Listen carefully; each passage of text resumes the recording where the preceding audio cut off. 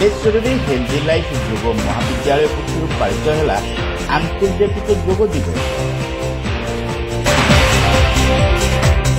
Baleshwar healthy life Yoga Mahavidyalaya institute of nature care and yogic science पक्षर आंतर्जातिक योग दिवस विवेकानंद मार्ग स्थित अनुष्ठान परिसर में पालित हो जाइए। जातीय सेवा योजना आनुकूल्य उत्कल संस्कृति विश्वविद्यालय 200 जन स्वेच्छासेवी को नहीं आयोजित कार्यक्रम में बालेश्वर सांसद प्रताप चंद्र षडंगी मुख्य अतिथि और सदर विधायक मानस कुमार दत्त, पौराध्यक्षा सविता साहू, ध्वनि प्रतिध्वनि खबर कागजर मुख्य संपादक सृष्टिधर परिड़ा, आईटीआर अवसरप्राप्त वैज्ञानिक पूर्णचंद्र पति, बस्ता विधायिका सुभाषिनी जेना और डाक्टर भगवान भूया प्रमुख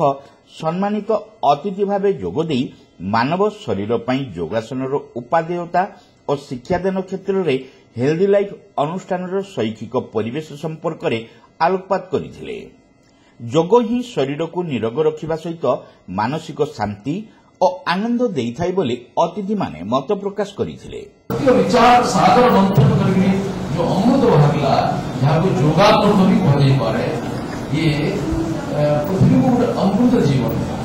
भगवत गीता विषय कहा जाए सकल गीता मसी स्नान संसार मरणासनम पर गीता यानी स्नान करते रहे संसार से बहुत है यानी सर वर्णना करायची सर्वोपनिषदो गावो दुग्धा गोपादते पार्थो वत्सः सुरी भक्ता दुग्धम गीता माने समस्त उपनिषद माने गाय ये गाय को दुहवा वाला गौड़ है भगवान श्री कृष्ण दुग्धा गोपाद पार्थो वत्सः बाछुरीला अर्जुन बाछुरी करते बाछुरी के पीले आगे दूध न छड़े बाछुरी सब दूध पीवा को दो हमें निष्ठुर प्राणी मनुष्य बाछुरी द्वारा दूध खेरण कर देके हम दुग्धम गीता पार्थो वत्सः बाछुरीला सुधीर भोक्ता यानी व्यक्ति माने यार उपभोग करे दुनिया सारा गीता तो अर्जुन को सीमित रहेगा। विवेकानंद कहले वो सामर्थ्य को क्या ग्रहण इंद्र चंद्र इंद्र ब्रह्मा भी करते sinners it is sin to calamity, so it is standing level and human nature come up liars and take up the religion that you are sin so इसको मेटाबॉली माने करछो हे सिंह संतान children of immortality divinities in here what a sweet name हे अमृत संतान हे अमृत स्वरूप के मधुर नाम तुमको पापी कहवाटा स्वयं गोटे पाप कलंकार अपमान होता है वेदांत जो महाशक्ति को अनुभव करने योग गोटे प्रैक्टिकल मेथड अच्छी आपण मानक आम जाना दरकार पेट भीतर को जीव मन बाहर को बाहर ए प्रकार एक साइंस ए प्रकार एक वैदिक कथा आपण माने जो शिखौचंती भारतर आर्य परंपरा को आपण माने उज्जीवित करछथि सेति पई सर्वप्रथम आपण माने बहुत बहुत शुभेच्छा जनाउछि। परे जो युग चलीछि इंटरनेट व्हाट्सएप फेसबुक ई सब जो युग चलीछि सेतिरे आमे हमर वैदिक परंपरा को ऐतिह्य को हमर जो अस्मिता अछि हमर जो कल्चर अछि ताको धीरे धीरे लुप्त करि चलछि किंतु मु आपन को कॉलेज को अनेक अनेक शुभेच्छा ज्ञापन करूछि कि आपण माने हम कल्चर को हमर वैदिक रीतिनीति को जो आपणे की रखी चंती धरी की रखी चंती जाबुड़ी की धरी चंती सेति पई शुभेच्छा जनाउछि। गीता कथा कहतु भागवत कथा कहतु ई सब कथा रे आमे आज किसी रोग हेले मेडिसिन खाई दउछु किंतु आपण माने जो वार्ता दउछथि कि मेडिसिन अपेक्षा योग 100 रु ऊर्ध्व रोग आपण भलो करि पाउछु और विशेष करी कि भारतर प्रधानमंत्री नरेंद्र मोदी हला परे योग को आम पई गर्व करिवार विषय कि ए भारत वर्ष उत्पत्ति हेतिबा योग आज भारत सीमित नाही 177 देश